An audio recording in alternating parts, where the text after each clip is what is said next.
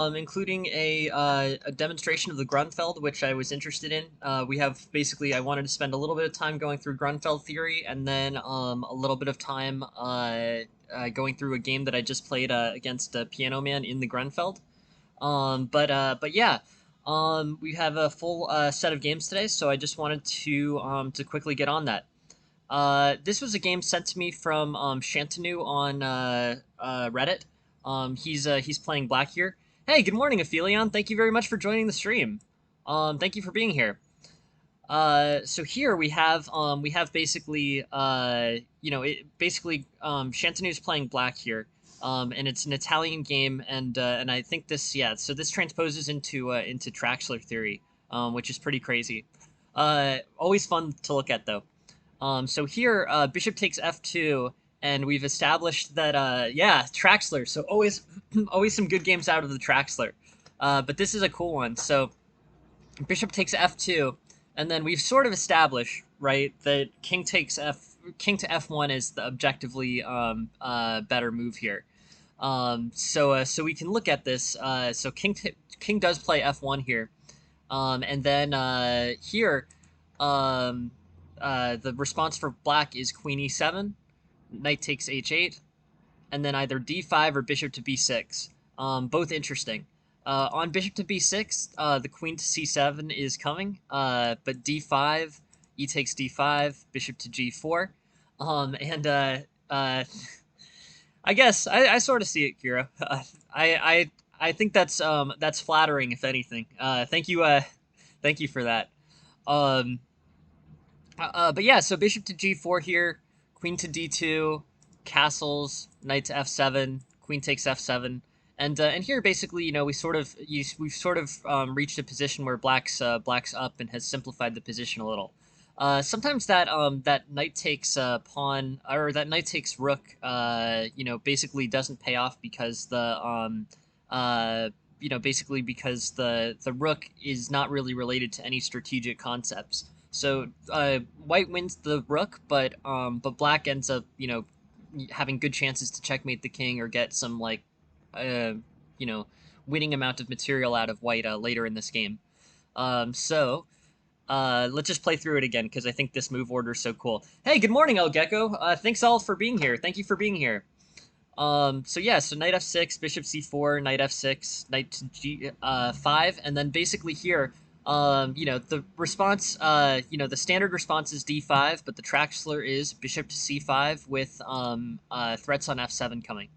Knight takes, bishop takes, and then either king takes f2, which we sort of evaluated as being, tricky, potentially drawish, but very aggressive for black in a difficult situation where white has to play very carefully. Or king f1, where there's still many threats, but basically there's a more difficult time trying to win here. Knight takes h8, d5, e takes d5, knight d4, and here so that is true. Bishop takes f7 is definitely better than knight takes f7. Here bishop takes f7, king e7, and the king's positioning is a little bit precarious here.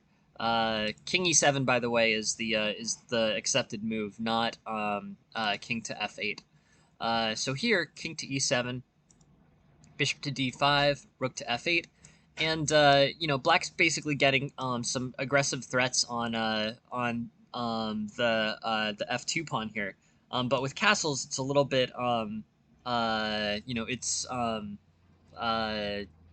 basically this castles puts a lot of pressure on f2.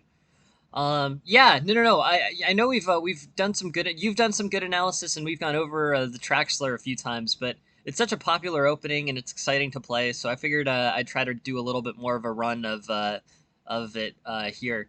I'm still learning it, to be honest. I didn't even really know that this opening existed prior to our first our first examinations on the stream. So I'm definitely still learning, and with us learning, yeah, I'm still probably making some errors here, but at least we know kind of the basic principles. Bishop takes f7 is yes, but bishop takes f7 is stronger than knight takes f7 in general. The real move that I think makes it, gives more chances to white is king f1 as opposed to king takes f2 on the bishop sack on f2. Um, yeah, no, it's pretty wild. I mean, it's a really aggressive way to play. White plays this opening, which is aggressive. Knight g5 in the opening is pretty much aggressive by definition. But black comes back with a response that's even more aggressive. So overall, it's really kind of an exciting game. It's cool to look at. But anyways, Shantanu played a game out of it, so I wanted to make sure that we got to play the game through and take a little bit more time on this. Yeah. So I think here white basically ends up with some pretty solid. Basically he ends up with an excellent mate, but is running into some troubles in the middle. So let's see sort of how this can go wrong for white potentially. Um, Yeah, it also requires a lot of memorization. Memorization, which I haven't really gotten an opportunity to do until now. So with this, basically getting all these games is super helpful for my learning. Actually, I had heard of the opening probably, but did not really, I'm not even sure I knew kind of the basic move order. But I've gotten to be more and more of an expert in it, which is cool. But still have a long way to go. I think Aphelion's the real expert here, to be honest. I'm sure his analysis which is excellent, by the way. If anyone's interested in looking at the at Aphelion's track slur analysis, it's in I think my personal Discord. But it's great analysis. I have gone over it, but have not memorized it. And if anyone has an opportunity or an interest, it's good analysis. He's really gone through a lot of these lines. But here, bishop takes f2, king f1, queen to c7, knight takes d5, pawn takes, knight d4, and c3. Okay, so white's basically showing a pretty good advantage here. This is very dangerous for both sides, I'd say. But at the end of the day, white is showing a slightly better position. A big piece in this opening is the strength of black's queen, and with the bishop on f2, the knight on d4, and the queen's end goal generally being to end up on f2.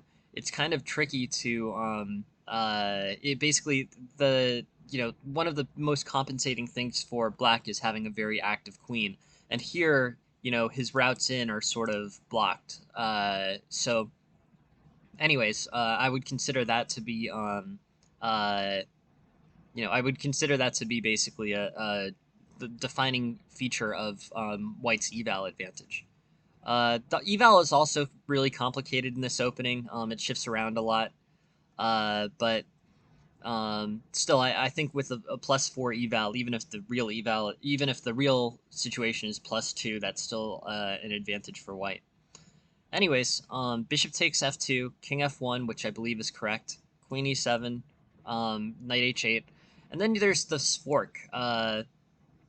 Yeah, so black has a few options here. Bishop to b6 or d5. D5, e takes d5, knight d4, h3, bishop g3. Okay, c3. This is interesting. With knight f5 here, black has attacking chances. I don't think it's enough for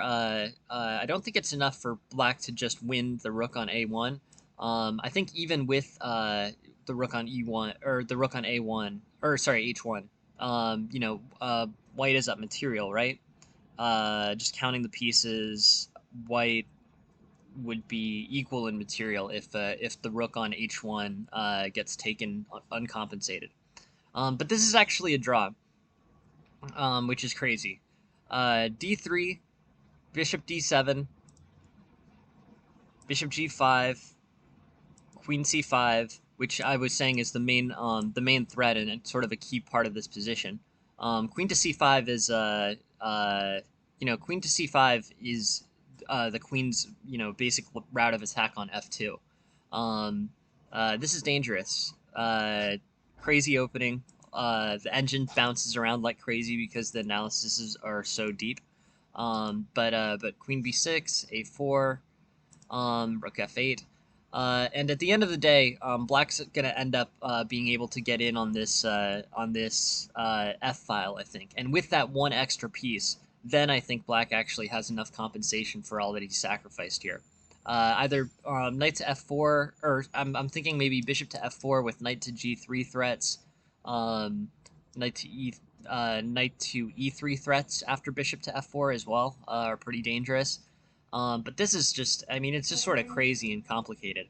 Um, you know, I guess I would say it's kind of a beautiful opening in the sense that if the basically if both sides play into deep strategy here, it's really interesting and complicated. It practically, I think maybe one's best option is to just sidestep here. I mean, I would say like knight to g5 and then probably d5. This is the fork point where I think basically Black can turn this from a pretty wild position into a much more recognizable, less theory intensive one. Um, but that's no fun, right? So, this opening, I guess I would say, is probably slightly better for Black, or at least equalized. Um, but it's not the Traxler, right? So practically, I think this provides a pretty good solution. If the Black's playing two knights, which I think is a very reasonable response, on knight g5, the I think the best response is d5 and not bishop to c5. Uh, but that's a much less fun game to play.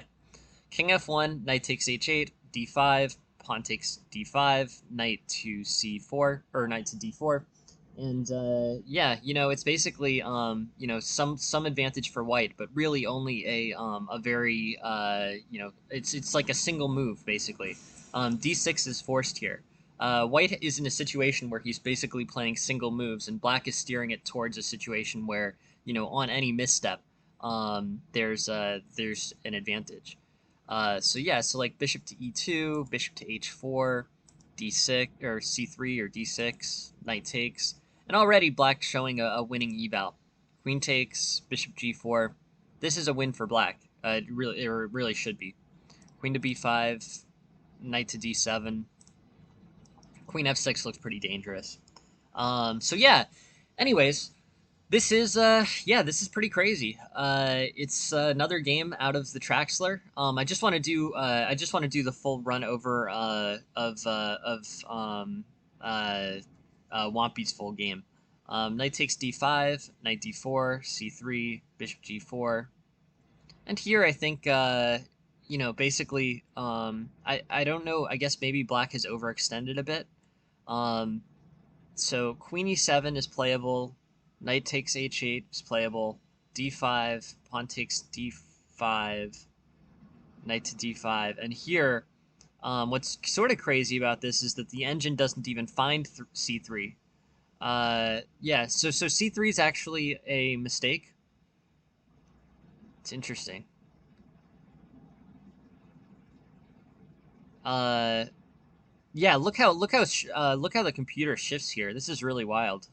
Yeah, so on c3, okay, so c3 plays +4/8. Then with the response bishop to g4, there's a 7-point swing that the engine doesn't even see. Uh, yeah, so this opening basically breaks the engine, which is cool. It's kind of impressive that you can still come up with openings that do that. But yeah, from this point, I think pretty objectively, Black is or White is winning. Knight to e4, king to e1, queen h4, knight g3. Yeah, from here, maybe queen f6. Queen f6 looks pretty tempting.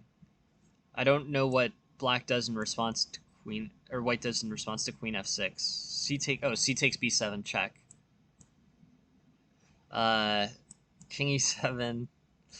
This is what it's just crazy. Um, Knight takes g3 here. Knight takes g3 is interesting. I guess I would say c takes b7. I think anything sort of runs into this c takes b7 threat. Um, I think, yeah. So okay, so black checks, and then king e1, and then what? Like b5, I guess. B5 is probably the best. I think, yeah, the pawn is just what's super dangerous here. B5. Um, I think B5 is the best response for black. Yeah, and the engine agrees. Bishop takes F7, King F8, um, and then Queen A3.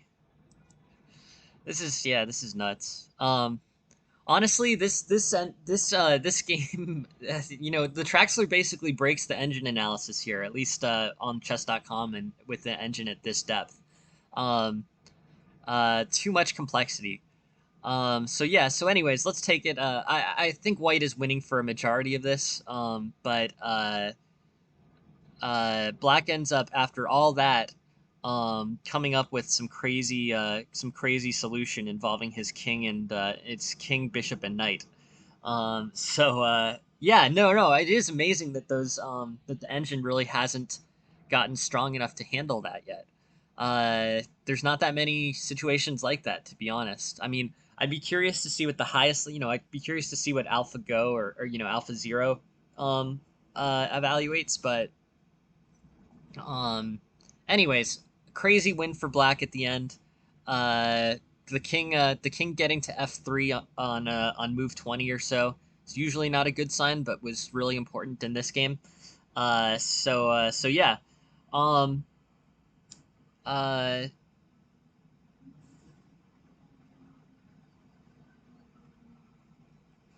yeah, I think white does the best playing king f1 as opposed to bishop takes f2. Um, but still, this is just, I mean, it's just craziness. If you can come up with a position so complicated that the engine can't comfortably calculate it, you're really in some crazy theory.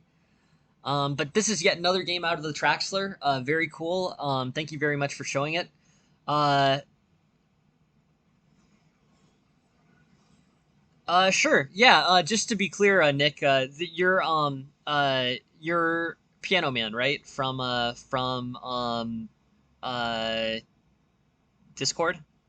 Yeah, I was thinking Nick is furious. We can do the uh we can do, yeah, okay, cool. I just wanted to make sure. Because yeah, my screen name is different too. But yeah, I was thinking I would put your game at the end of the stream when we're studying the Grunfeld. I was thinking we were gonna start, the analysis of the Grunfeld a little after 11 Eastern, and then I can show your game as part of that analysis. Um, but yeah, thanks very much for playing the game, and I'll put that at the end of the analysis, and I hope you can make it. But if not, we can make it part of, or you can watch a video on demand.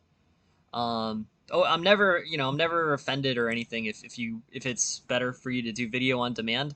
Definitely, please do. Like, my goal, I'm really hoping that, I'm really hoping to be able to make chess lessons free. And I ideally I'd have all the material. I would have more than 14 days of lessons on Twitch. But we have at least 14 days of lessons on Twitch, so I'm never offended if you go back and watch on VOD. Like, definitely do. I'll go over games and analysis either way. So yeah. This I was thinking that Grunfeld. Sure, yeah, no, I think I think I can quickly send you a message on Discord if that's helpful, Nick. But it's going to be at the end of the stream. Our game, I was thinking, is probably going to be around 11:20, 11:25, and go until the end of the stream is what I was thinking. But thanks for the game, though. Yeah, no, super helpful, and thanks very much for contributing games to the stream. Um, cool. Awesome. The next game is from Big Green. Hey, thank you very much for the observe key. Thank you. Uh, the next game is from Big Green. Big Green is playing here as black. And let's take a look. Um, it's a bishop opening. This has the opportunity to transpose into the Grunfeld with d5. In terms of opening theory, castles, e4, d6. Now it's an Indian. They say Indian game, but I guess I would say like King's Indian defense, basically. I like. I actually really like how chess.com labels the games. It helps me learn the names of the openings. Even some super obscure ones are in there. It's just cool. D6 castles, and here basically black plays an out of book move. Um, so let's just look in terms of opening theory here. I think this is relatively straightforward. Lots of games: bishop f4, knight c3, bishop g7, queen d2. Queen d2 is a little unusual, more straightforward developing move. Knight f3 or e4. Basically e4 being your idea of getting the bishop to c4 or something. But King's Indian defense. But what's interesting about this particular King's Indian defense is that white is castled queenside. So the standard King's Indian defense idea of putting pressure on the king side with like knight to g4, and then basically pushing forward as black here. That pushing forward on the king side with an attack as black is not going to be the main concept of this opening here, which is interesting. Here, black will basically try to start, in theory, black will start to try moving pieces towards the queen side. Things like b5, a5, a4, b4. Um, Interesting. Good question, Random. Let's take a look.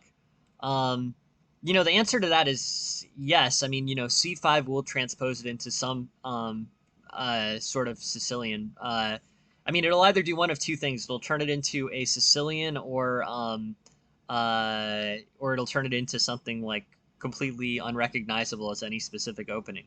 But let's take a look. So here, castle's queenside, c5. Um, okay. It's pretty interesting. I guess I would say, yeah, it's sort of like a Sicilian dragon, right? So it's got the bishop on g7. The only thing is that so basically on pawn takes c5, the pawn definitely can't take back, right? So black is sort of sacrificing some pawns here, I think. I mean, the d6 pawn looked like it's gonna fall. So knight c6, e takes d6, pawn takes d6, and then like bishop takes d6. So it gets a lot of compensation in this opening. So it's 7 pawns to 5, rook e8, and then like maybe queen a5. But black has sacrificed a lot. I mean, he's basically sacrificed control of his control of the center and his e and d pawns. Um, so it does transpose into some sort of Sicilian, but ultimately, I think it's not an extremely playable move. Like this, yeah, basically this is gonna lose too much material, I think. Um, uh, Ideas are like queen a5. I mean, it's very interesting. Um, and it will provide black with an opportunity to become the attacker here again, which is good. Black's going to be attacking on the queen side quickly here. But I don't think it's quite enough for the 2 pawns that it sacrifices. But it's a really good question. There are many openings that can transpose into the closed Sicilian, or can transpose into Sicilian type games. Often out of yeah, often out of like queen's pawn games. Um, but yeah, e4 versus c5 in general, with d4 either d4 being played or being about to be played, can definitely transpose into a Sicilian game. Um, Interesting question. So the answer is I think c5 there isn't practical, but I think that c5 might be practical on like an upcoming move. So like d6, and then like c5 here. Now I think this is a much more kind of generally playable move. So like pawn takes c5, knight c6, and now black will have some opportunities with queen b6, knight takes e4 type ideas. So like say knight takes, pawn takes, queen b6. Um, I don't know. I mean something random. I guess I'm getting at something random here, but like castles, and then here this is a big edge for black. This is sort of the position I was looking at least. When you have knight takes e4, pushing on that knight c3 knight. But yeah, really interesting. But the main point is, we've already sort of deviated from, well, no, because I don't think you can, Justin. So here, so if c5, pawn takes c5, this, uh, if d takes c5, yeah, in general, but you can't specifically here. Hey, good morning, Jack. How are you? So D, yeah, yeah, no. So I don't think you can quite do it, Justin, in this situation at least. But yeah. So yeah, not here. So I play knight c6. So anyways, this tactic is the important one. Um, anyways, queenside castling f3, bishop d7, g4. Um, this is yeah, this is tricky. It's really interesting because it's not super recognizable as a King's Indian defense game anymore, right? The fact that White has castled queenside is unusual in the King's Indian defense. Not basically if White castles kingside in the King's Indian defense, Black has sort of a playbook that he can draw from. You know he's supposed to advance an attack on the king side, but against a queenside attack, this is much more complicated. Um, so I don't know. C6, I guess. Bishop h6, b5. I think this is how Black's plan here. Uh, uh, yes. Well, I mean, it is good for king safety. Uh, uh, yeah. No, it's a really interesting question for so not for tonight, Tarash. But if you send one, I'll get it in for 10 a.m. tomorrow.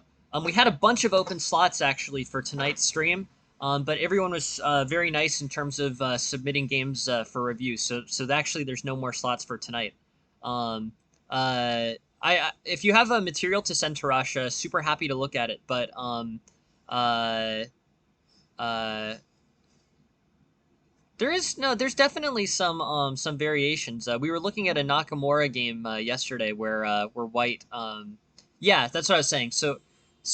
Yeah, White castling queenside is unusual in the King's Indian defense. But yeah, please, no, please send a game, Tarash, if you have any interest. We'll get to it at the 10 a.m. stream tomorrow. But everyone was very nice in terms of sending games over today, so everything sort of filled up. I was worried I wasn't gonna have be able to get any games in or I wouldn't have enough games for tonight, but now I do, which is great. Um, yeah, so this is strange. I mean, it kind of makes intuitive sense. This queenside castling. Basically, queenside castling here is, I mean, it's interesting.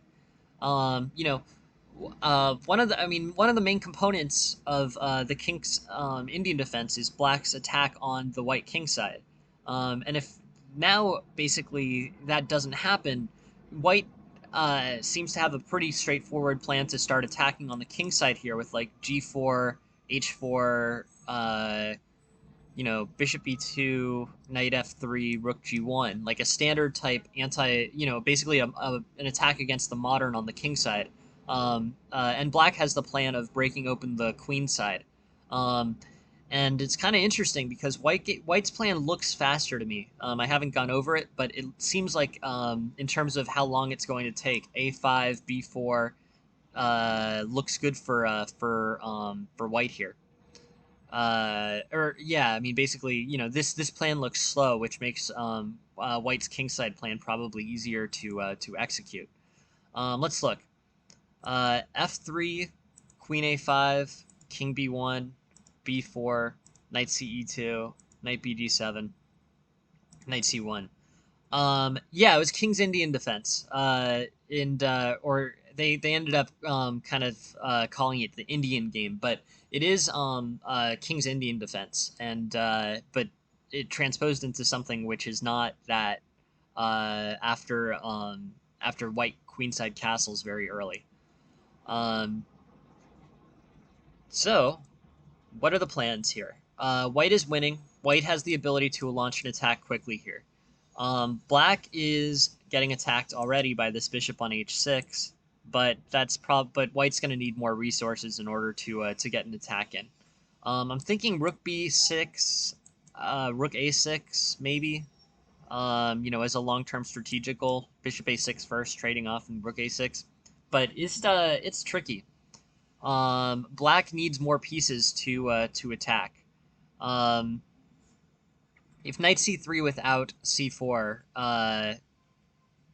I guess, yeah, I guess that's the reason why they call it Indian game as opposed to knight king's Indian defense. King's Indian defense becoming out of c4, but I guess I'm using it sort of loosely. I'm just sort of looking at this pawn structure and seeing, you know, it's sort of perk Indian, not clearly defined.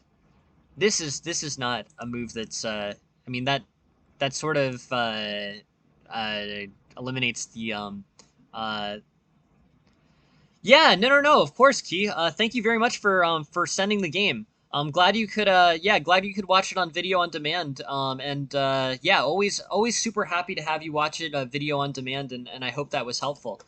Thanks very much for sending that game, and please yeah, if you're interested, please keep stopping by, keep sending more games. It's I'm glad that you got something out of it, because I learn a lot from these analysis, and I'm glad it was something that added value.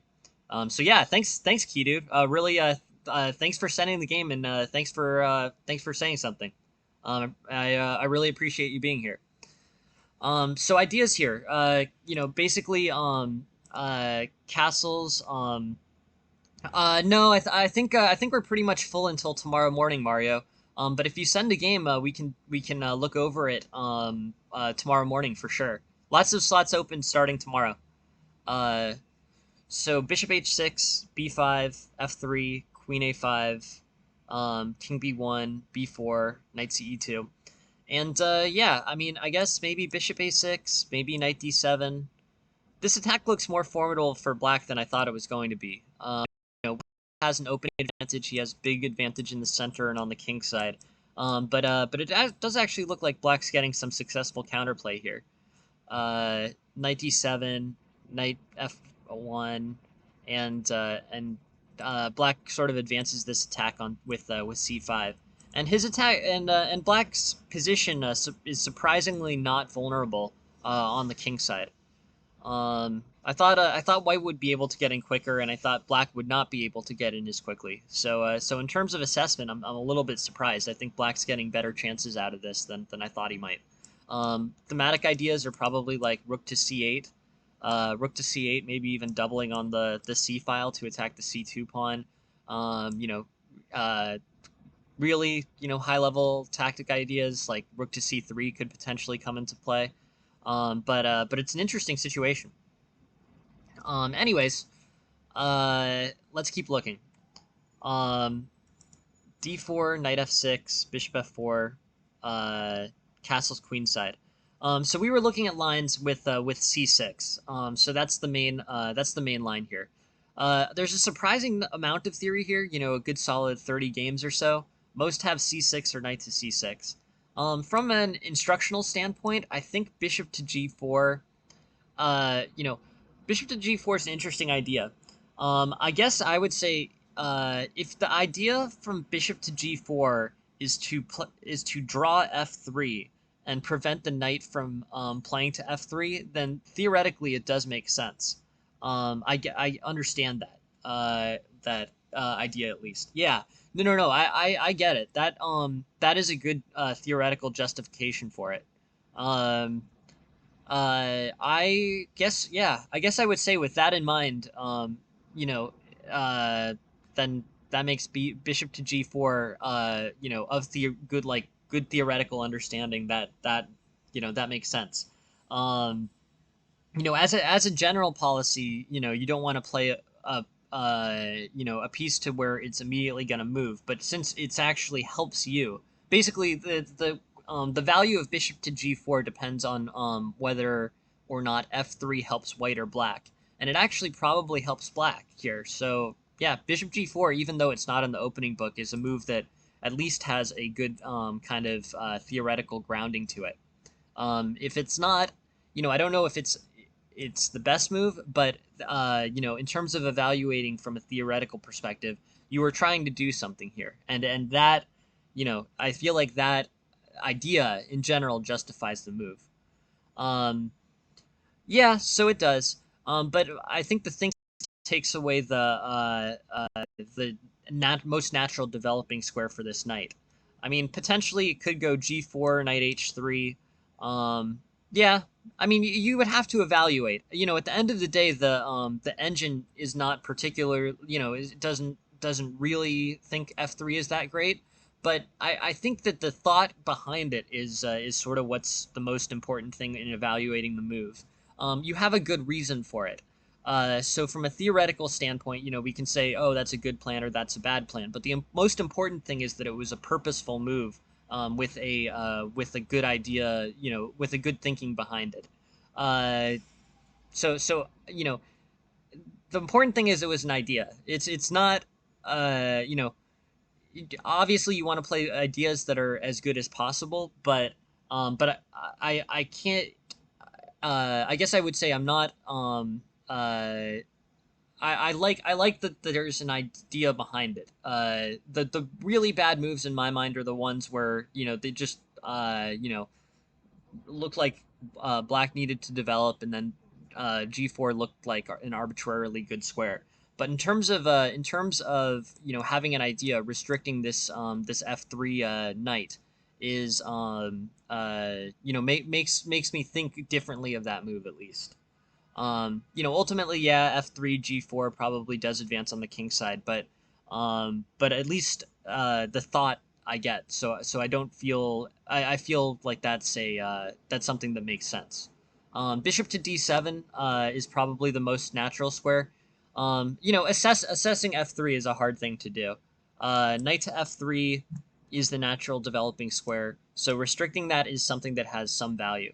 Whether or not the value of setting up g4 is more is a question. But I get the move, so I don't.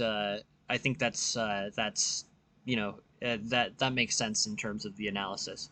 Um, g4, king h8, h4, h5, knight takes, and black's done a reasonably good job of at least blocking this up for a little bit. Black's gonna need so things are now locked, at least for black. Black can sort of leave his king side alone for a few moves. And now, black's best chances are to quickly launch an attack on the queen side, offsetting white's chances on the black king side. Okay, bishop h6 is to be expected. Knight c6, f4, and f4 hangs the piece, which is a bit of a bummer because it is really an interesting game. Um, uh, yeah, this got very complicated, but yeah. So I guess in terms of evaluating this game, it's not a standard King's Indian defense, right? Um, uh, in terms of Indian defense, I guess comes out um, this question about wrestling. That I think is the biggest difference between this and Indian defense games. Yeah, there are slight improvements. Like bishop to g4 is probably not objectively the best, as understandable as it is.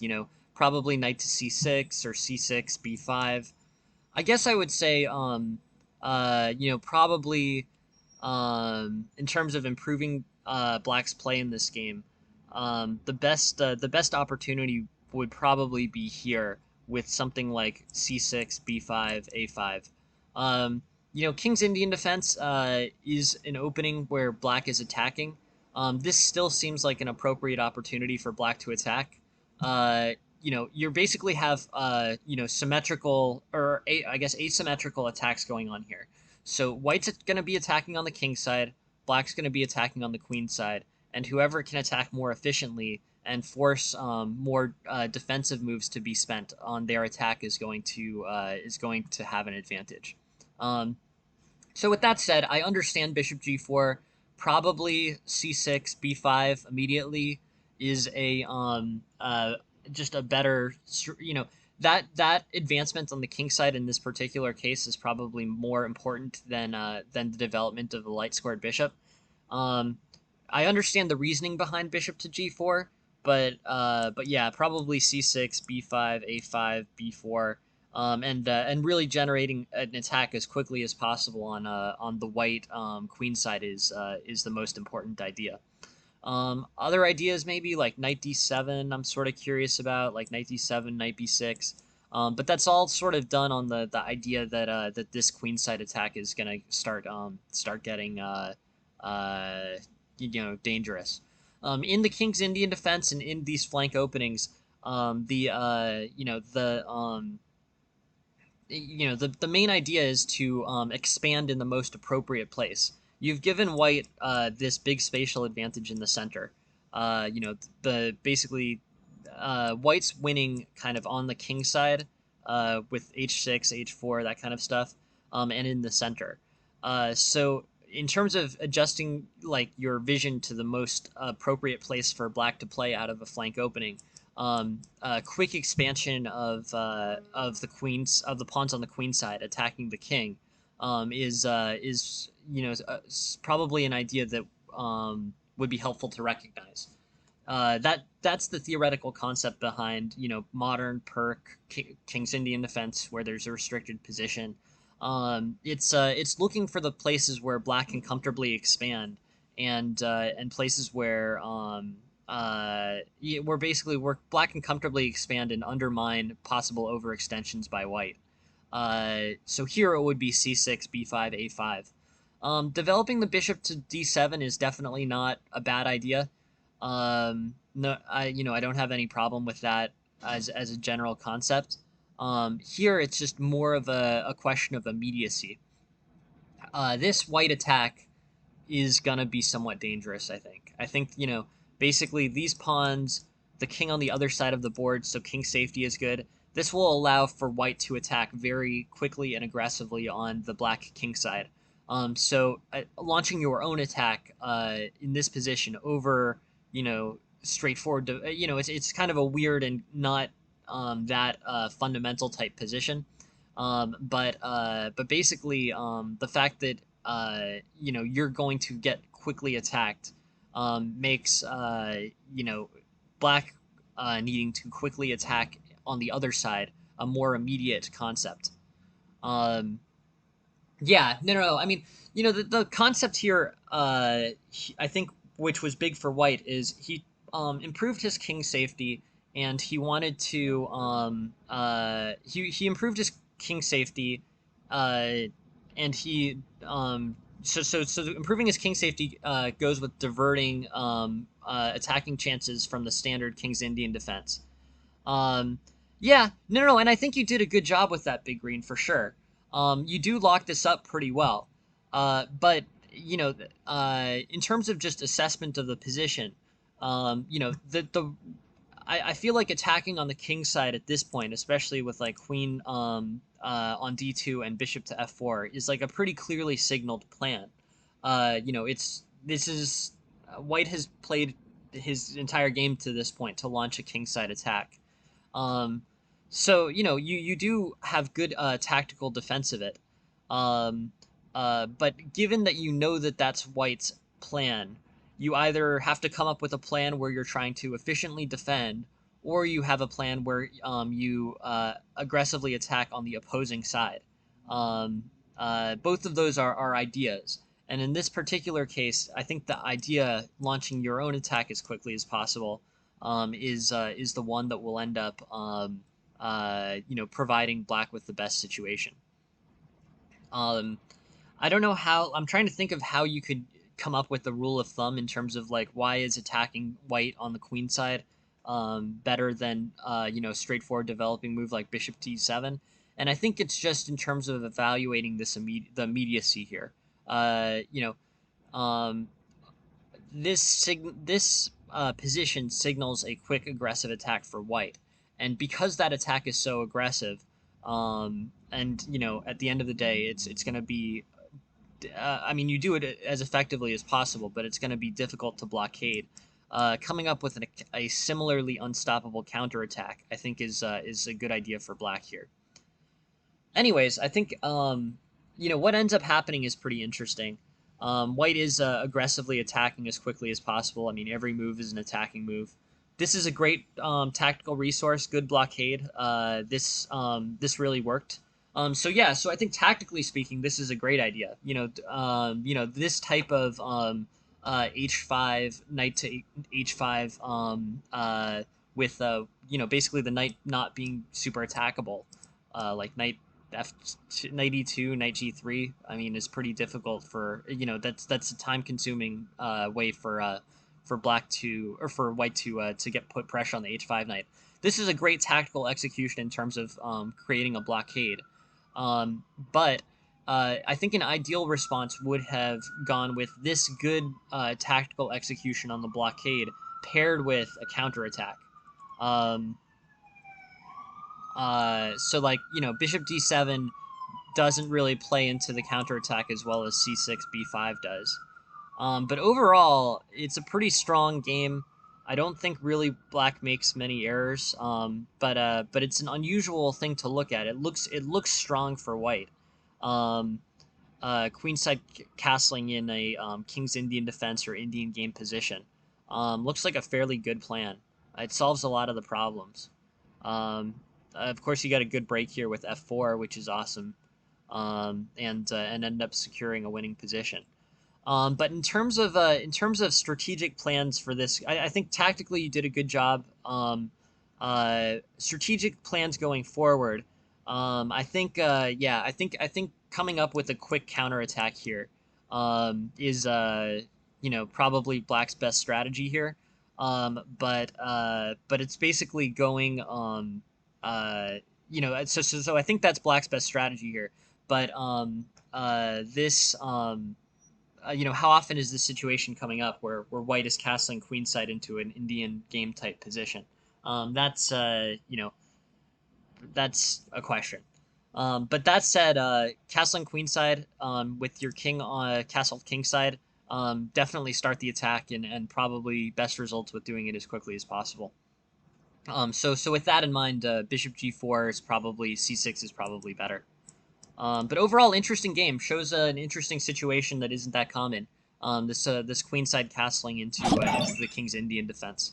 Hey, thank you very much, XSZ. Thank you very much for the follow. Thanks for being here. Yeah. So let's thank you very much for sending that big green. Appreciate it, and very interesting game. An unusual one out of that opening. Those are very interesting types of games. Let's take a look at the next one. Okay. So here, this was sent by the LOL player, and I will import it right now.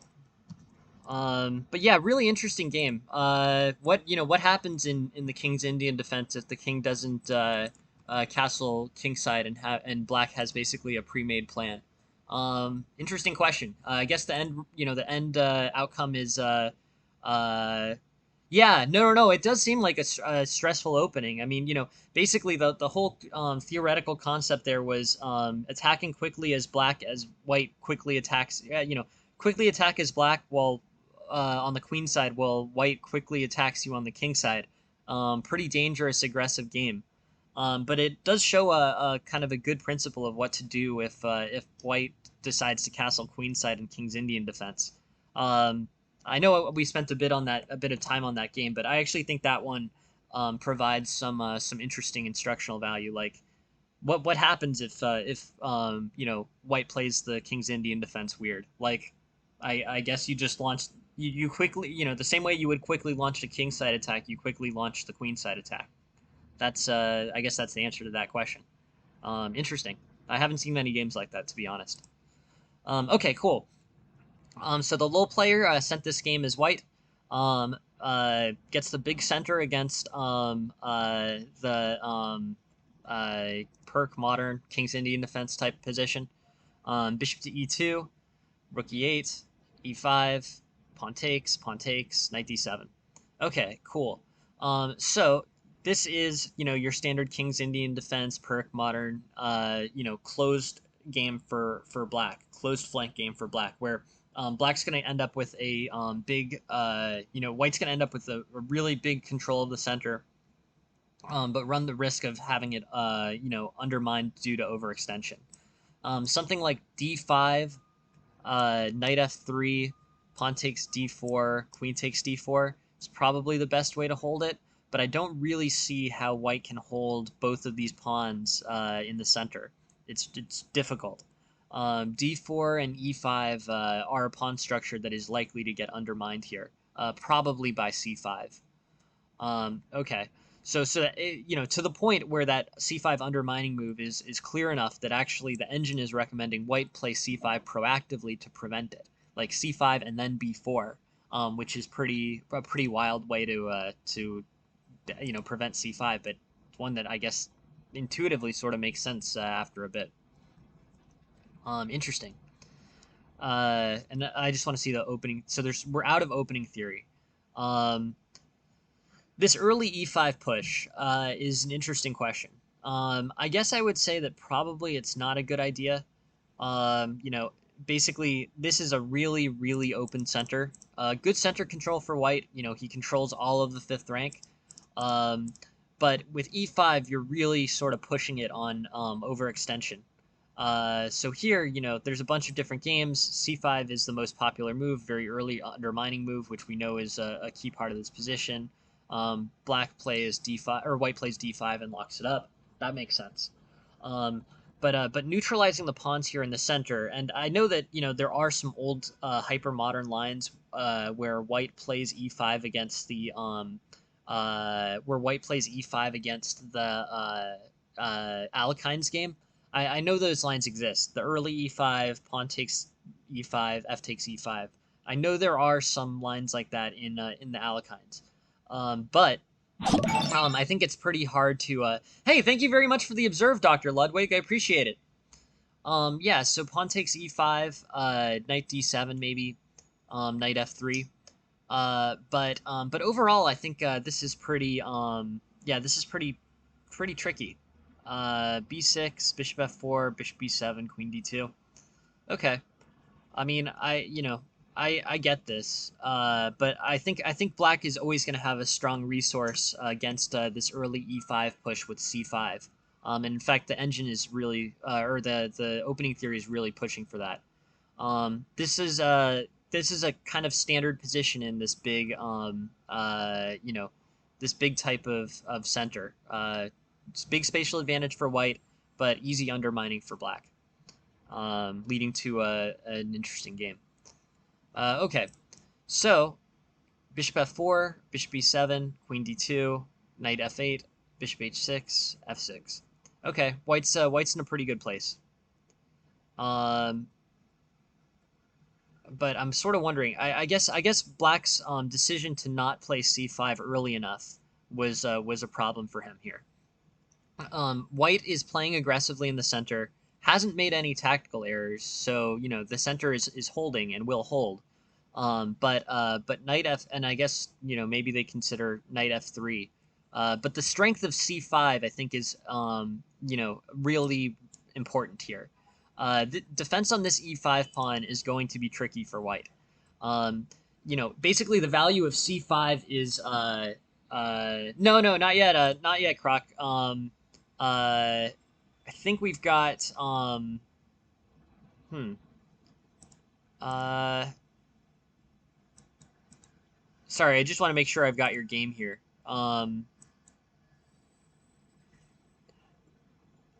I think that might be for. I think that's for tonight, Croc. We can try to go over it if I've missed it, but, uh, yeah, I just want to make sure we've got it. What's your handle on the chess.com or Chess, Croc?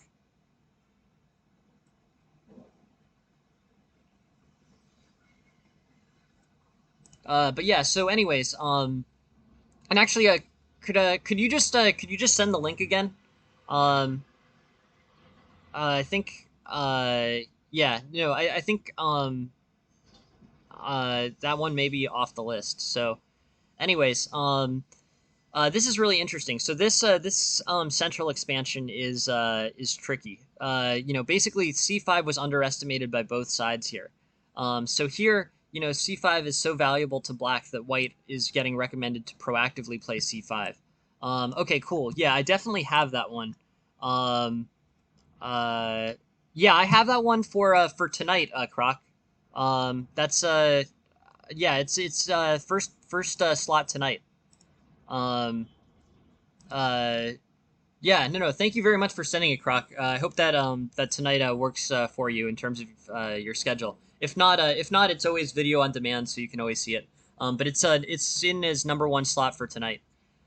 Anyways, C5. C5 proactively prevents Black C5 from being played. Um, okay, cool. So on knight f3, c5, basically the engine implied that c5 was very valuable, so white should head it off. C5 basically shifts us towards equality. Here, e6 is a play for white, but c5 effectively undermines the defense on the e5 square. So much so to the point where white was recommended to play c5 on the move before. But uh, if white plays c5 here, he's got a good lead. It's really a question of how well white can keep this extended center together. It's difficult for white to keep everything together. Um, but I think he might be able to do it. d4 and e5 are the pawns that need to happen. H4, h4, h5 looks like the main line attacking chance for white. Bishop takes, castles. And here, basically white is going into an end game where he's up pretty significantly. Big center and spatial advantage for white. But let's see what sort of I'm sort of curious what happened here. Um, Queen d2, knight f8, bishop takes, king takes, castles, c5, and here, white's got an edge. In the absence of undermining moves, basically in the absence of undermining moves for white center, black is basically just basically black has not that much play. His whole black's whole game is sort of dependent on the idea that he's going to effectively undermine black center here. Hey, welcome, Caitlin. Caitlin is my friend from real life. She's Jen's friend, and our friend. But thank you for stopping by, Caitlin. So bishop f4, bishop b7, queen d2, knight f8, and here, it's basically it's basically a pretty good position for white. Black has not effectively undermined white's center, so it depends on it's basically because the center didn't collapse, the central pawns are holding for white, and white's got a big spatial advantage. Jen and Caitlin decided to join my stream today. Thank you guys. Uh, awesome.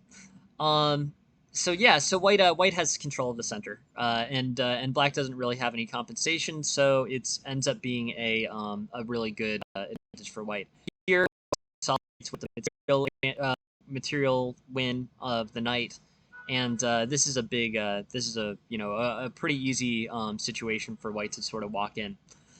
Thanks. Yeah. So here, checkmate. Awesome. Um, Hey, Caitlin's a subscriber thanks to you, Aphelion. So I'm happy she's here. She should make the most of that very nice gift that you were willing to give her, Aphelion. Uh, yeah, but white basically the key part here of this game is whether or not black's able to effectively undermine the center. This is risky for white, bordering on overextension. And here, c5 is so strong that um, white the engine is suggesting the sort of awkward in the sense that it makes d4 a backwards pawn to head it off. So as a takeaway from this game, I guess I would say you did a great job. You held the center for white, and that won you the game. Um, Excellent. Exactly how a big center opening against a flank opening is supposed to win. But there was one opportunity here, which I would avoid. I would try to avoid in the future of this c5 as an undermining move against your big center. After knight f3, c5 getting played equalizes, and if you and this basically provides a new tactical idea for white, which is if c5 is going to mangle your center in a way that you will probably lose it. Sometimes c5 proactively heading things off can be a tactical resource that white can use here. And here it's good. It's a good play. c5 and white's basically in good shape. D4 pawn is awkward, but it's not so easy for black to get to it. With knight f3 on the next move, it holds well.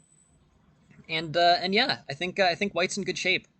Um, but an interesting and not so easy, at least for me to see, tactical resource available for white. C5 heading off black's undermining C5. Uh, you can do this, I guess, in your big center game against King's Indian Defense or Perk or Modern. Um, so potentially you could at least for me, seeing this game makes me tempted to keep that idea in my back pocket just against these types of openings. On c5, b6, b4, and white holds this big center, something which isn't super easy to do, and black is basically counting on doing in order to play this game. So overall, yeah, thank you very much for the game of the little player. An interesting instruction. Shows a new tactical resource that potentially could be used by a white player against basically a King's Indian Defense type opening. Interesting. We have three more game. We have two more games in the stream. One of them is the game I played against Piano Man, and one of them is Kitty Cat's playing white. Kitty Cat sent this in from Reddit, and I'm excited to get to it. Cool. So let's look at this. Okay. So, Kitty Cats plays the Ready. Interesting. We haven't seen a ton of games out of the Ready, but very playable opening. I've played a few games as the black side of the Ready against Michael Road in New York. He knows this opening well. C4, cool. Pawn takes C4, E4, bishop take, knight to C6, bishop takes, and here I think white is in pretty good shape. Trading the D pawn for the C pawn for white is a trade that works pretty well. White's got a solid initiative. G6, D4, bishop G7, and then interesting. What's the advantage here? Knight C3 against is the the D4 pawn destined to fall here? I like D5 for white. This is an aggressive way to advance the center, and it blocks the white. It blocks the white bishop, but it makes things sort of tricky in terms of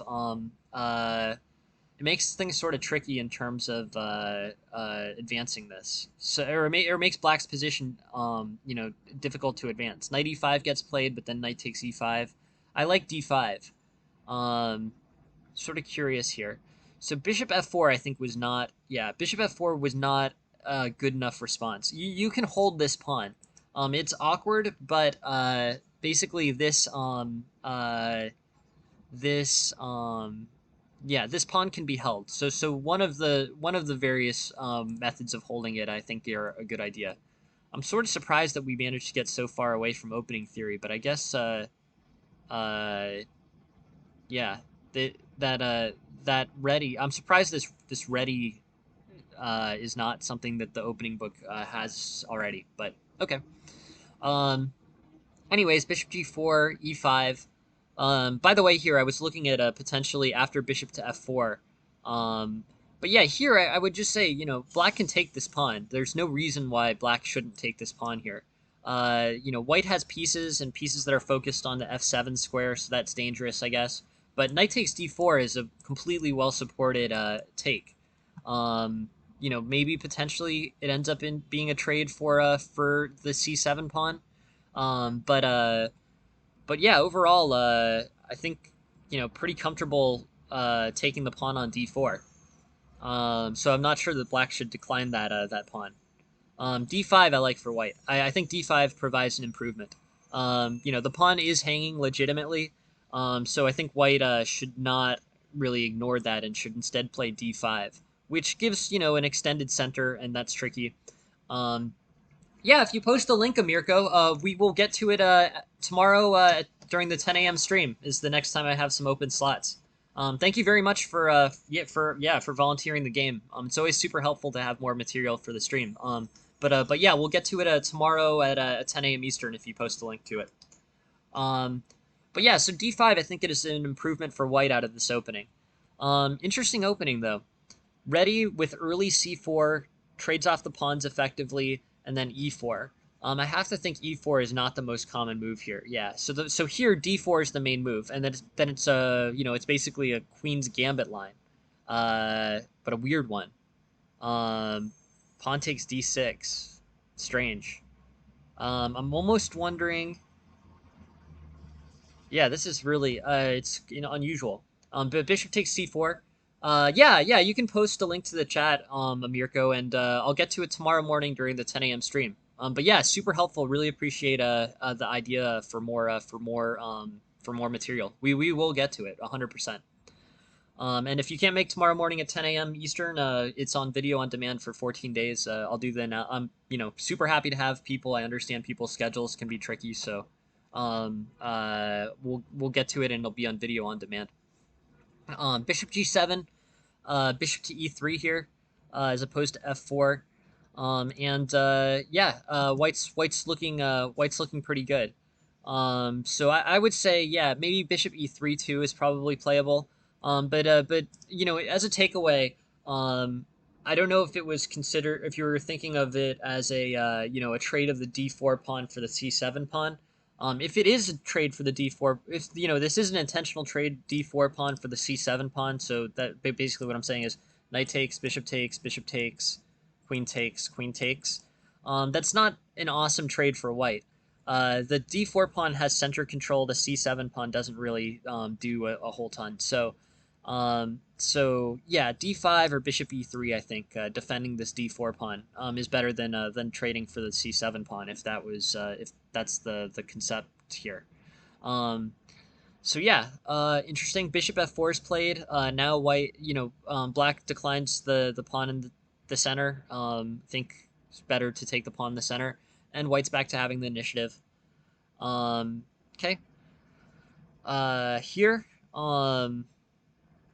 I think now is probably not the right time to defend the e4 pawn. I'm thinking like queen d2 and queenside castles here probably would be the plan that I would have. So bishop g4, castles queenside.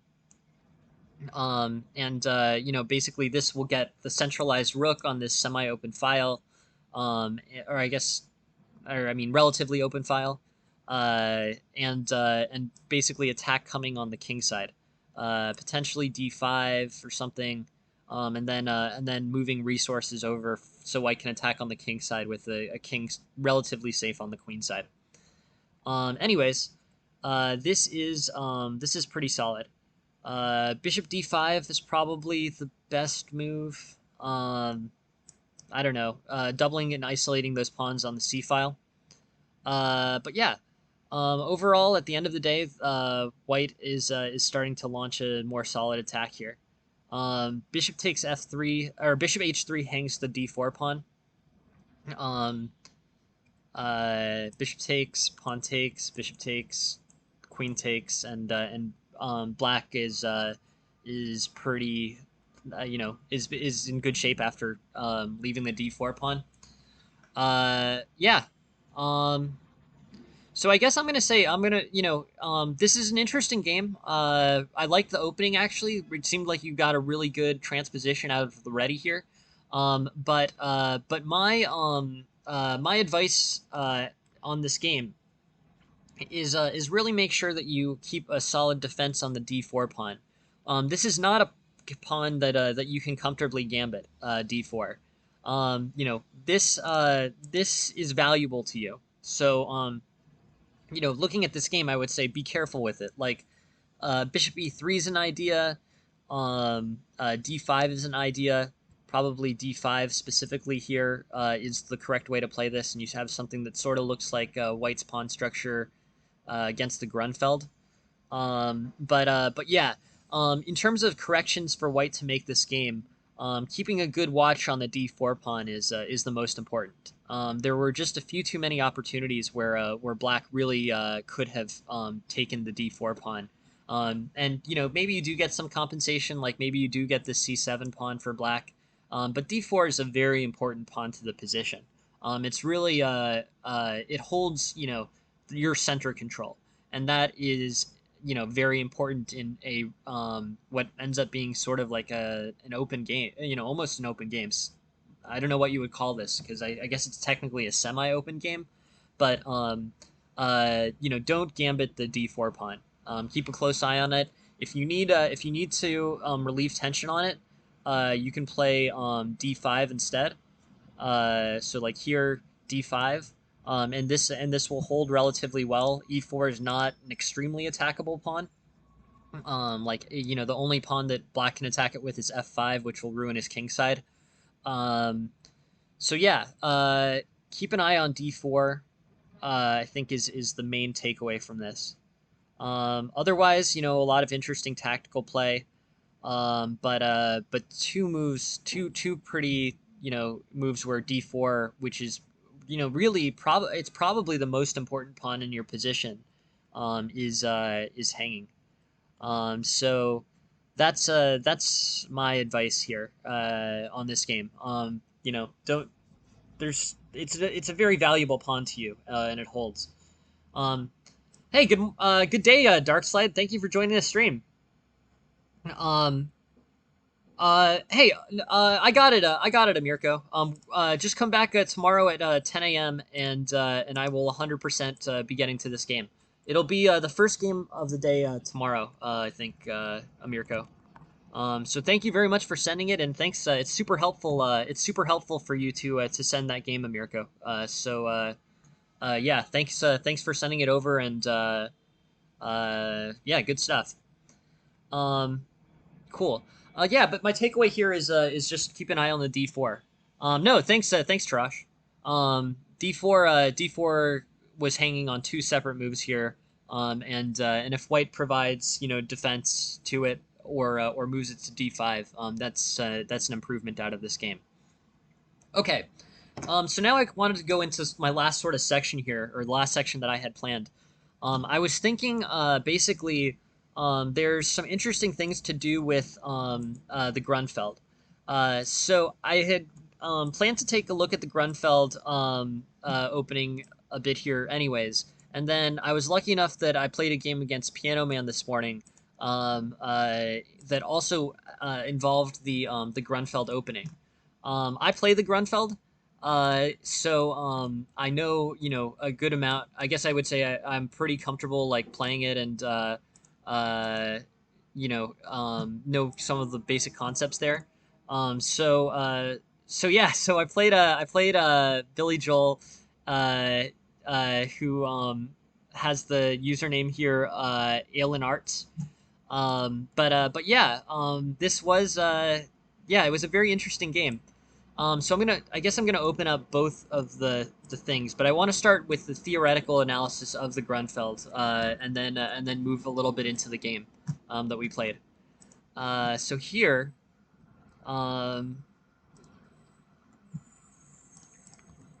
loading this game. I played this one as Black. It was another one that we sort of played with the idea in mind of was going to become a stream game. And here, I'm going to open up an analysis board, and we can take a look at Grunfeld theory. Yeah, no, it's the right username. Classic song. It's okay. So here, Grunfeld, d4, uh, knight f6, c4, g6, knight c3, d5. This is the main Grunfeld game. Um, very straightforward. 30,000 games in the book, and overall solid. Okay, so d5, and then white has some choices. The most common is c takes d5, knight takes d5, e4, knight takes c3, b takes c3, bishop g7, knight f3, c5, and then sort of a decision-making point for white. But this is basically well, I know you're performing tomorrow night, Caitlin. Do you have the link to? It's really nice of you to join the stream. I really appreciate it. Do you have the link to your singing, Caitlin? Um, yeah, sure. Did you send yours, Mario? If you send your game, we can go over and get one, and I can add it to the list right now. At this point, the only one I'm seeing on my list is the one from no, I don't. But yeah, go ahead, Caitlin. I don't know if any of you is interested, but Caitlin is a singer. Okay, cool. Thanks, Mario. Let me just get that right now. Um,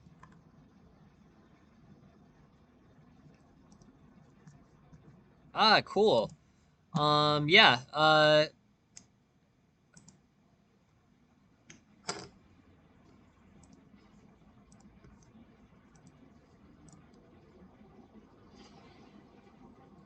Okay, awesome. Yeah, 100%. Thank you very much. I'm just pulling up my Reddit. Thank you, Mario. 100% for tomorrow morning. Thank you very much for sending that over. And yeah, we'll do an analysis tomorrow morning at 10.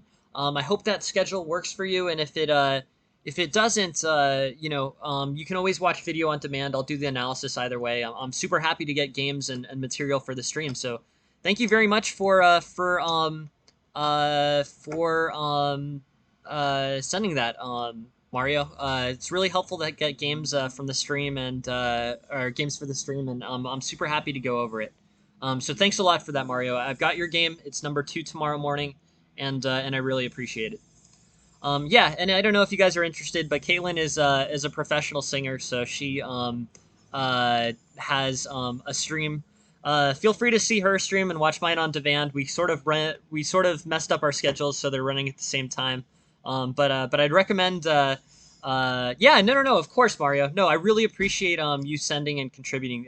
This works when people are interested and participating. So I really appreciate you contributing, and that goes for everybody. It's really nice of you all to send over games. It makes this much more fun.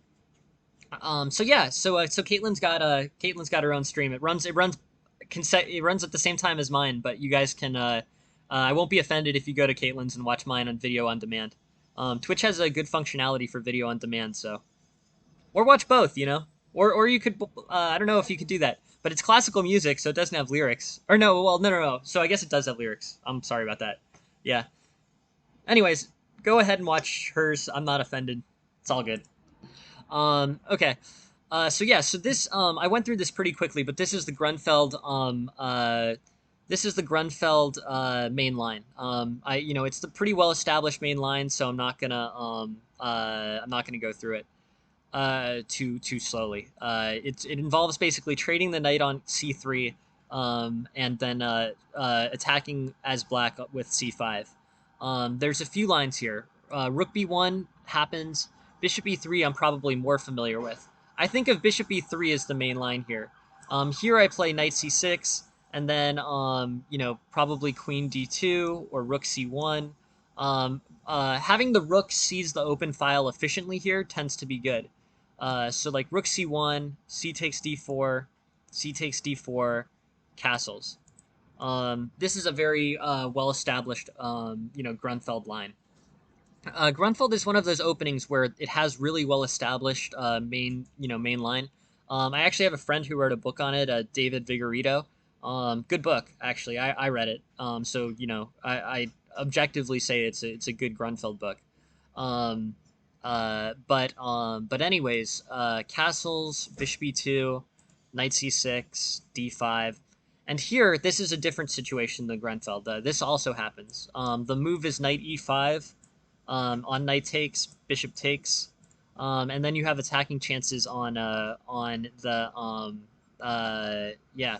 Yeah, he's a nice guy. He's from he's from you're from New Hampshire, right, Aphelion? He's a yeah, no, Vigorito has some very good books. I definitely I think he does a good job with them. Um, I think he's beaten me over the board like 3 or 4 times in a row, so that's a thing. But his books are well written and he does a good job with those. He also yeah, no, he's a nice guy. I know him a bit. Um, yeah. So anyways, uh, this um uh this is the mainline Grenfell. Castles, bishop e2, and then options are either c takes d4, knight c4. Yeah, sure, I'll take a look at Felion. D5, and then options for black, either knight e5 or bishop takes c3. I think knight e5 is better, but let's see the problem with bishop takes c3. Here, bishop d2, bishop takes d2, queen takes d2. And then knight e5 is no longer an available option. No, I don't. I've heard the name. I think he's from like the Midwest or South or something. I yeah, no, I've heard the name for sure. I don't know him though. Um, yeah, I surprisingly I know I've been playing chess in the United States for like a long time, so I do know a good number of people, but he's not one that I know. Um, anyways, knight c3, c5, rook b1, castles, bishop e2, knight c6, d5. A very mainline Grunfeld. Knight e5 is the move. Knight takes, bishop takes e5. Now this is sort of interesting. White's got this very extended center. There are some advantages to yeah, New Hampshire. That's all right. I'll keep that one in mind as a New Hampshire inside joke, Aphelion. Now I'll know that one. Um, if I run into someone from New Hampshire, I'll run that one by them. But yeah, so bishop e5 and queen d2, e6, f4, bishop c7. Overall here, this looks it looks like White's got pretty good center control. One of the advantages of Black is supposed to be that he has better piece play in the Grunfeld. But I don't know. Here it's a little bit tricky. Oh, okay, gotcha. Um, Bishop takes c4, bishop b6, king h1, bishop f5. Okay, so now he's got pretty well established bishops here. The d5 pawn looks a little bit loose. Could be target for attack. The c3 pawn looks like a potential target for attack. And overall, getting to be a very open position out of the Grunfeld. I don't know. Queen f6 looks tempting. Um, yeah, sure. Go ahead, Tarash. I was gonna move so this isn't actually a game. I was just looking at kind of mainline Grunfeld theory, and then I was gonna move into to our game as instructive. But I think in terms of people who are sort of new to the Grunfeld, this is what the Grunfeld is: Bishop G7, Knight F3, C5. That is the mainline Grunfeld. There's anti-Grunfeld lines. So here, f3 is a move for white.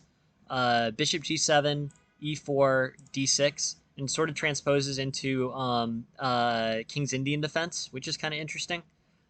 Here, like knight c3, castles, bishop e3, e5, and black gets some reasonably good position. I mean, it's a King's Indian. It's a very playable King's Indian game. Okay, I was just gonna look at a few other anti-Grunfeld lines.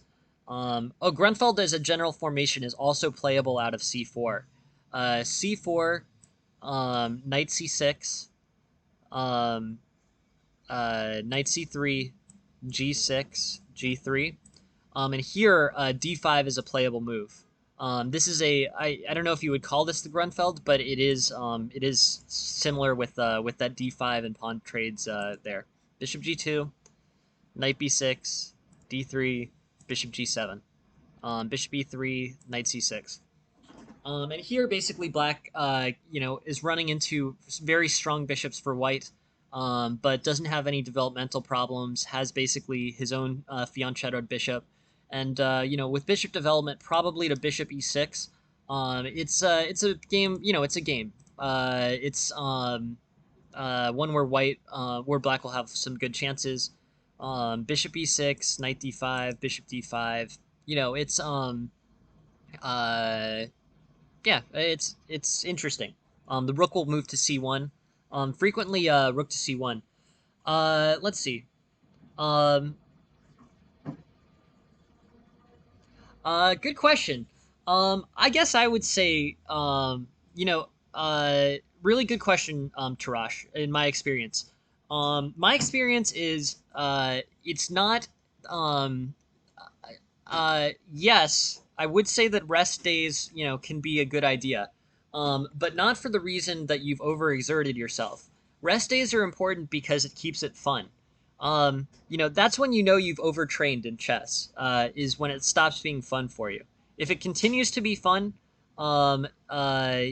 definitely, if it continues to be fun, that's not then you haven't overtrained.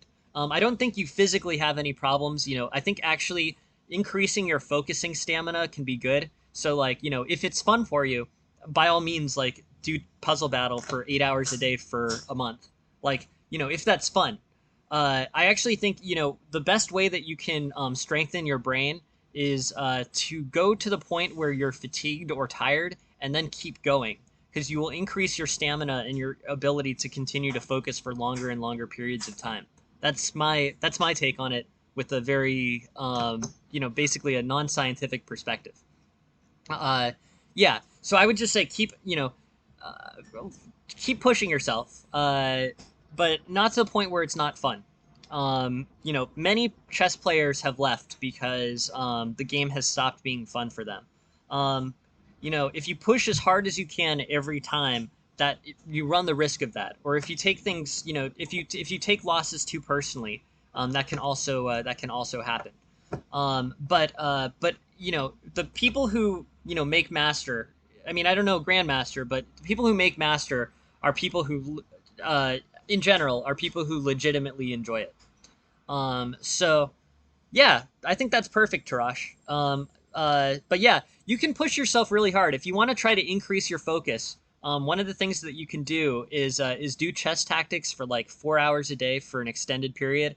By the end, you will be mentally fatigued, and then you keep going from there, and then you will increase your stamina further and further. Just as something that uh, some rest is good. But I actually am of the idea that, as long as you're happy, push your brain as hard as it can go for as long as it can go. I may be there may be people who disagree with that, but I actually believe that if you want to increase the strength of your brain, keep pushing. Or I don't know if one can really, but if you want to make the most of what you might be able to do, I think you get to the point where you're tired and mentally fatigued, and then keep pushing. That's but I'm I don't know. That might be a more uh, aggressive approach than some people. Resting is good too. Feels good to rest. But it's all up to you guys. The main point is that it's fun, and that you like doing it. But that's what I've used as my own personal thing. The having chess be fun is the most important thing. If it's not fun, you're overtraining. Anyways, cool. Um, and the same thing I think goes for coding or that kind of thing. If I view feeling, I don't know, I view feeling being mentally tired as a time that you should continue, not as a time that you should stop. But that's you know that's just my opinion. Um, anyways, uh, this this is an interesting opening. I feel like I feel like we've showed some of the main lines of the Grunfeld. I was thinking let's take a look at the game that I just played against Piano Man Billy Joel here. Thank you very much for playing this game, Piano. You said notify you on when you were when our game was up, and I will do that. Cool. Uh, awesome. And here it is. So, um, yeah, that too. You know, you definitely don't want to be losing any material. Oh, and you're here, Nick. I should have seen you. I keep confusing your Twitch and chess names. But okay, so here's the Grunfeld that I play. C4, G6, Knight C3, D5.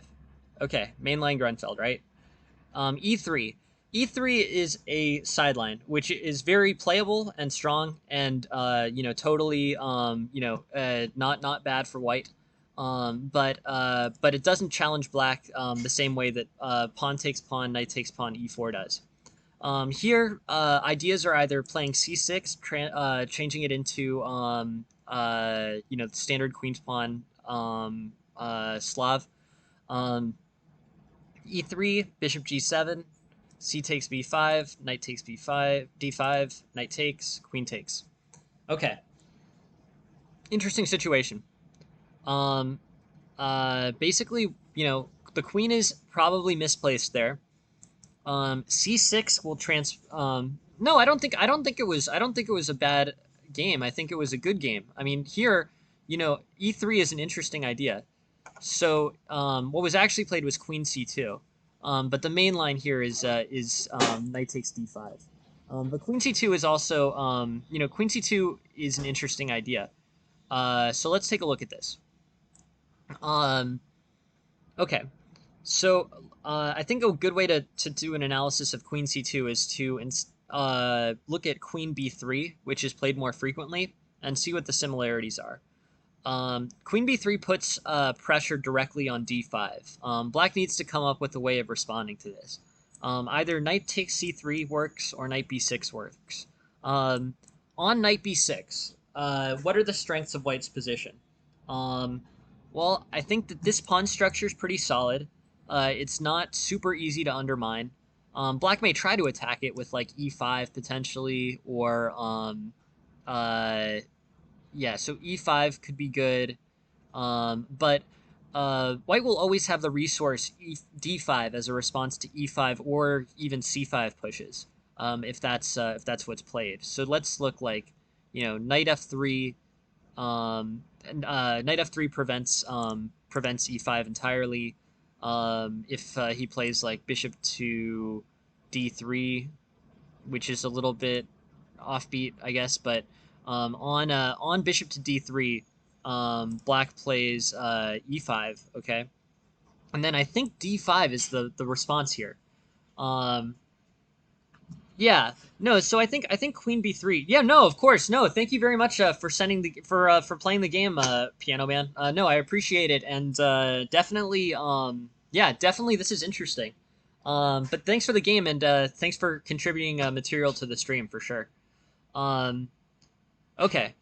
Yeah. The e5 Grenfeld can be dangerous. I think one of the reasons why the e7 pawn stays in the Grenfeld is because sometimes in the Grenfeld, white gets very advanced attacking structures.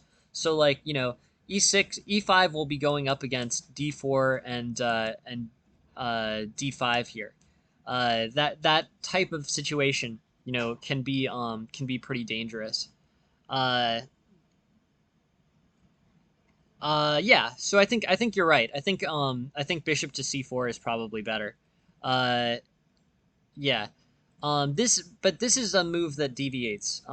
So just going through the main line here, just so we know, is queen takes d5, knight e2, castles, knight c3, queen d8, bishop e2, and then like c6. And this looks like the Scandinavian to me. So if you're interested in, looking at, if you know the Scandinavian, you might be tempted to play into a line like this. Here moves like bishop f5, or maybe bishop e6, knight d7, f6 or f5, bishop f2, e5, or something like that, making some advanced, making basically some pawn advances in the center. But it sort of lost a bit of its Grunfeld like flavor here. This is sort of getting more and more like the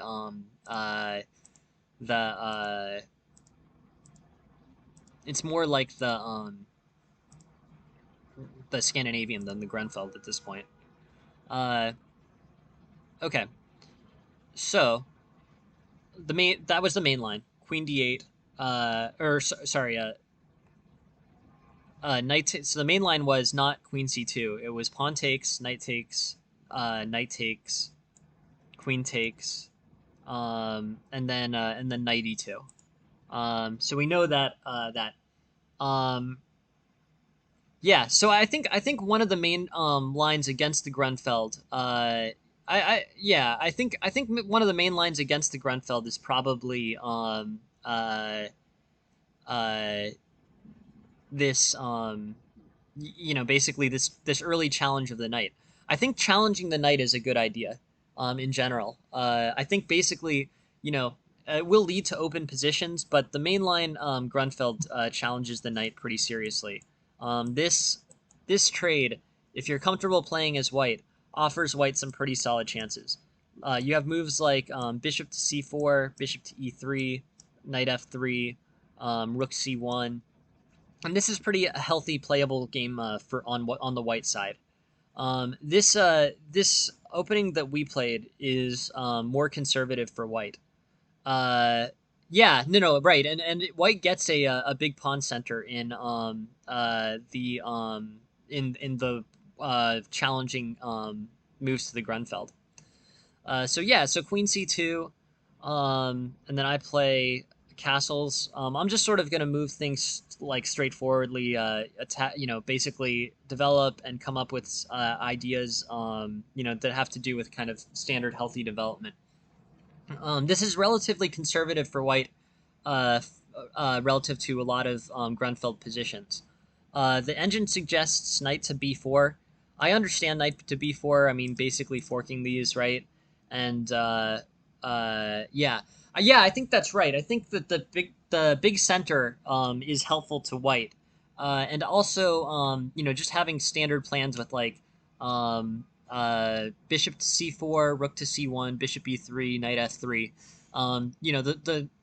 The developing moves for white against the Grunfeld in the mainline Grunfeld, like with open position. I think that's probably right. The pieces all sort of have obvious squares for development, so that I think is helpful in leading that forward. So yeah, so knight to b4. Anyways, bishop to d3 allows for knight to b4 if black wants to play it. I didn't play it. Maybe it's objectively better, but I sort of wanted to keep pieces. I wanted to sort of continue my sort of standard looking development. Knight b4 is still getting suggested, and I missed it 2 moves in a row. Bishop to e2, knight d7, castles, bishop takes, knight d7, and white's got a pretty good yeah yep. Grunfeld Grunfeld is a way of trying to change up a standard d4 opening. It's got some unusual characteristics to it. But here, Piano Man's got a pretty good position. E4 I sort of like. Um, E4, knight takes C3, C5 maybe. But overall, yeah, no. But I mean, you've gotten a good opening position. No, no. I mean, it's objectively true that you have a good opening position here. I think most of this good opening position, I think an improvement on this good opening position would have been an earlier knight b4 for black. But I didn't I didn't play that. I think in retrospect that probably was a better choice. But anyways, white gets an excellent position.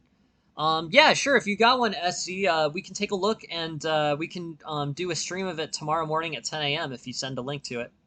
But yeah, please send a game, and we'll watch it on the stream, SC. Um, yeah. So here, this all looks pretty good. White basically White has played a conservative Grunfeld. Black hasn't really capitalized it on anyway. I mean, he should have probably traded here. But I think here, um, Black starts to get some play. Okay. So King G7, Knight D2, and here I think there's going to start to be some tactical possibilities here. So Knight to C3 forks the pawn and the rook. And here, Knight takes A2 I don't think is playable. I think Rook C2 refutes it, right? Okay, cool. Thanks SXZ. We'll add it for tomorrow morning at 10 a.m. So same time tomorrow, and we'll take a look at it. Yeah, thank you very much for sending it for sure. Yeah, it's gonna be on the stream, 100%. Where is the silly hat? I haven't picked out the silly hat yet, so we will consider that, Tarash. That's funny. But yeah, I'll start working on the execution of that idea. Okay. So Rook C1, Knight B5, and A4 loses the Rook. It's kind of a bummer. I think White had a really good position here, and there was a lot of play left. But in like most blitz games, time pressure becomes a problem. So here I think Rook to D3 is probably fine. It's a little limiting to the mobility of the Rook, but yeah, the Rook's getting threatened, and that is a bummer, actually. White had a good position pretty much the whole way through. I really didn't, since this is my game, it's hard, it's a little tricky to be objective, but I don't really feel like I played like I think White got a much better position out of this opening, which is good. It teaches me something. So my no, thank you very much for playing the game, and yeah, very happy to play another game. If we want to have more games for the stream, I'm happy to rematch but thank you for reaching out on that. Yeah, so here, giving instruction to myself. I think the engine suggests, and I sort of agree. Knight b4 was a missed opportunity for Black here. White gets a good position out of the opening. Right, center pawn, right? But I think this too. I had the opportunity to fork the queen and bishop, and here, I have to think that was a better idea for Black, right? Um, Knight b4, and then queen needs to defend the rook or the bishop somewhere. But this is a better option. It's not the choice that I made. I wasn't thinking about that as an idea. But I think that is a little bit better. That is better for Black than what I played. Otherwise, so that was an opportunity. Otherwise, White's basically outplaying Black in the center.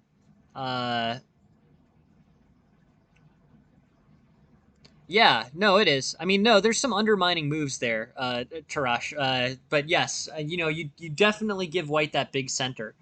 You try to undermine the center immediately with C5 in the main line.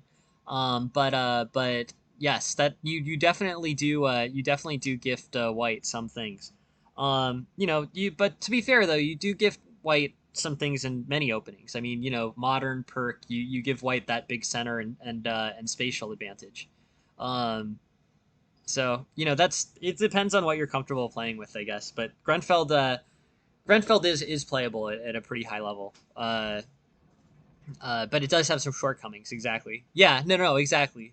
Um, but yeah, here, White has played conservatively, and Black hasn't really done anything to disrupt it. So I think basically Black's in pretty good, or White's in pretty good shape.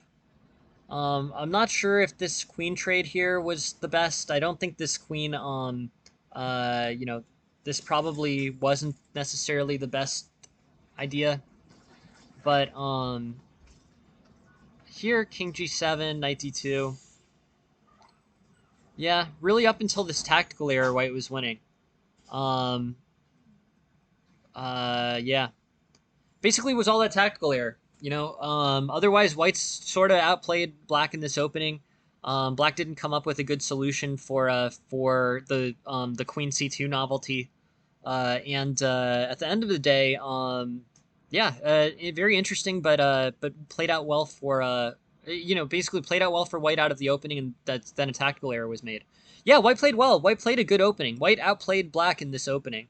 This take knight b4 is the way to play this opening as opposed to just going for development. Or if knight b4 is available, then that's what black should do. But yeah, no real objections to any of this.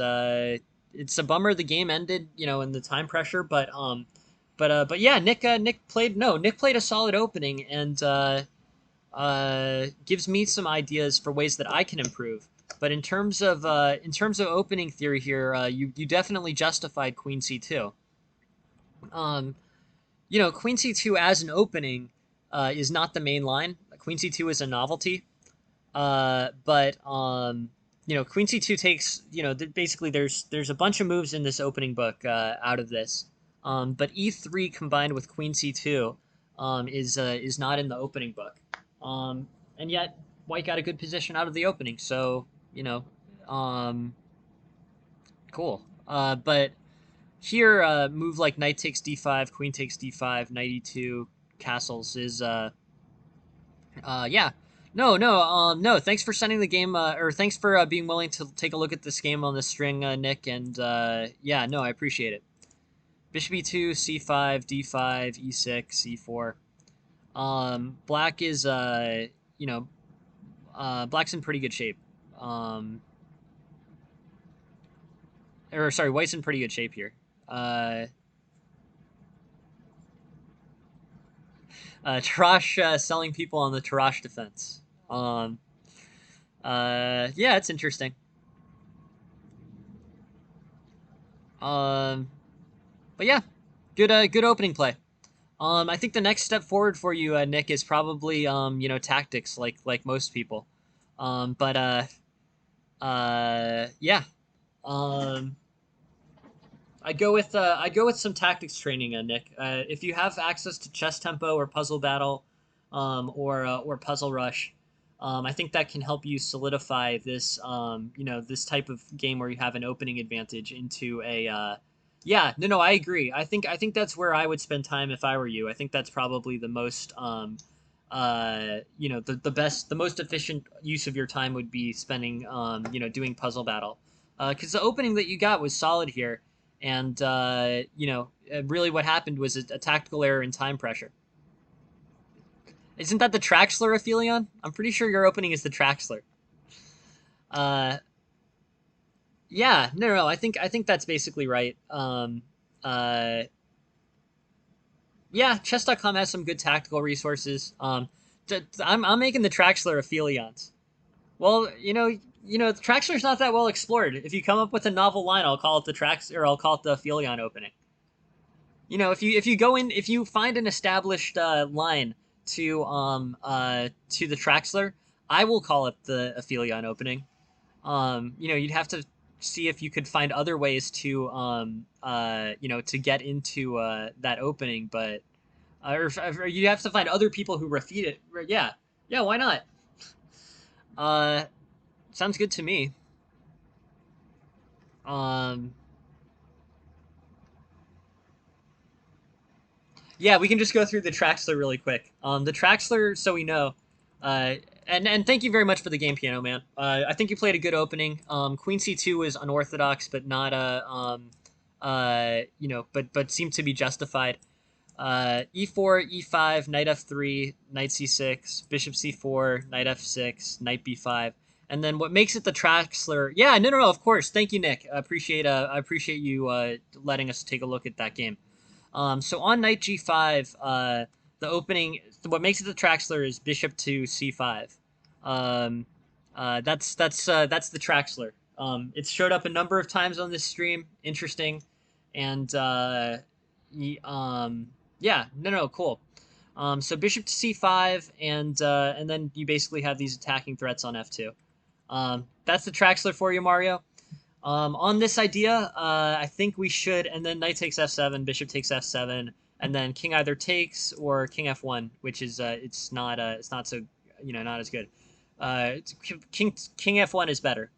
Um, but yeah, old classic stuff, which is cool, interesting to look at. Anyways, I think I'm gonna wrap up the stream. But thank you all very much for sending games in. We have a full set of 6 games tonight, starting with Crocs. And if anyone wants to send more games in, we have plenty of open spaces tomorrow. Yeah, really, thank you all very much for being here, and thank you all very much for sending games and hanging by the stream. Awesome. All right, guys, have a good day. I'll be back at 6:05 p.m. Eastern, and yeah, have a good day. Thanks. Bye.